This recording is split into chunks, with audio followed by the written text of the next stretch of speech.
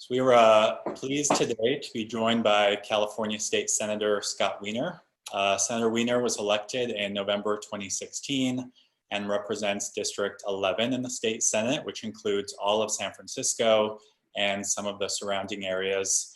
He currently serves as chair of the Senate Housing Committee, among other committee assignments, and he is also chair of the California Legislative LGBTQ Caucus. Senator Wiener is a staunch ally of the HIV community and has offered numerous bills to advance the state's efforts to end the HIV epidemic. These include SB 239, which modernized the state's outdated HIV criminal laws, and SB 159, which will allow pharmacists to provide PrEP and PEP without a doctor's prescription. So we are very excited to have Senator Wiener with us today. Senator Wiener, thanks so much for joining us. Thanks for having me.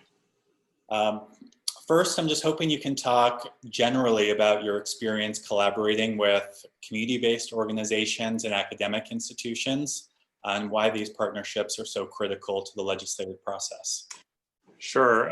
Well, I've been working with community-based organizations and academic institutions for as long as I've been in elected office, including on the Board of Supervisors. For example, when I was in local office and we were working to pass a soda tax in San Francisco, we worked with a huge coalition of CBOs who were working directly in the community, which was invaluable because they connected us directly into the communities that we really needed to reach. But we also worked hand in glove with UCSF, who had physicians and PhDs who had done unbelievable research. And we've taken that work in the legislature in our work around HIV, our work around criminal justice reform. In so many areas, we work with CBOs to stay directly connected to the communities we need to reach, and with experts, including at academic institutions. And it makes all the difference in the world, because although I think, I wish that the public would trust politicians more, because, even despite the stereotype, most of us are in it for the right reason and try to know what we're talking about and try to do the right thing. But in the end, politicians, we only get so far. And having voices that are, in the academic realm, people who are committed to doing community-based work, it just rounds out the credibility. Especially when you're working on a hard issue like HIV decriminalization, where people immediately have stereotypes that are false about what the bill is about. Having those community voices and having those experts, that's what gets you across the finish line. Great, thank you. Well, that's a good segue for the next question. So just want to talk a little bit more about SB 239. This is the legislation that you authored to modernize California's HIV criminal laws. Can you tell us a little bit more about the legislation and your decision to take it on? Sure. So I was elected to the Senate in November of 2016. That was not a great night overall for the nation, but that's when I was elected, and took office in December 2016. And right after I was elected, Equality California came to me and said, "We have this bill that we've been shopping in the legislature for 3 years and have not been able to find an author, and we want to repeal all of these HIV-specific felonies that don't apply to other infectious diseases, no matter how deadly they are, and that were passed in the late 80s and early 90s at the height of HIV phobia and HIV panic, HIV hysteria all over the country, including California, and we want to repeal them." And I took a quick look, and I had been somewhat familiar with it, but I looked at it closer, and I very quickly said, "Absolutely, sign me up." And this is a righteous cause, and these are truly evil laws that needed to be taken off the books. I became, very, very passionate about getting this across the finish line. I just want to acknowledge that I partnered on the bill with my colleague, Assemblymember Todd Gloria of San Diego. So it was just a terrific team effort. Right.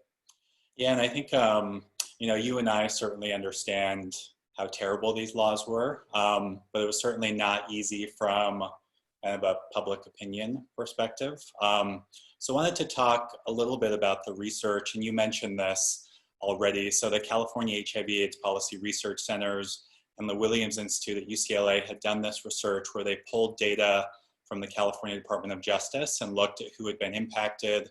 Like you mentioned, it was primarily people of color, people engaging in sex work.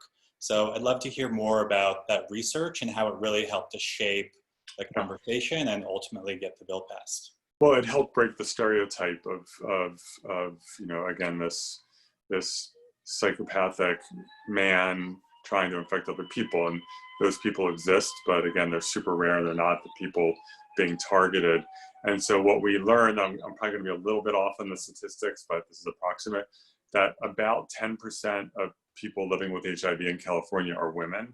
So it's about 90% men, 10% women, but about 40% or more of the people being arrested and charged with these felonies were women. And they were largely or very disproportionately Black women. So it was, just not the stereotype of who supposedly was engaging in this behavior. And one of because a lot of sex workers were being targeted, what it ended up doing was turning a misdemeanor prostitution charge into a felony. And in addition, the sex workers, of these, it was 4 felonies, the sex worker specific felony was so broad that it was about soliciting without informing the person that you're HIV positive. You don't even have to touch the person. Mm-hmm. So if you solicit without saying that you're positive and you end up never having physical contact, you're still guilty of a felony. So it was an interesting experience. And the statistics and the data about who was being arrested, who was being charged, who was being prosecuted was immensely valuable because we could go in and meet, whether with legislators or with staff, and you just immediately show the data, and you say, you don't have to believe me. Here's the data, and this is not about what you think it is about, and it's not about who you think it's about. And when one of our coalition partners, the Positive Women's Network, when they would get involved, that was incredibly powerful.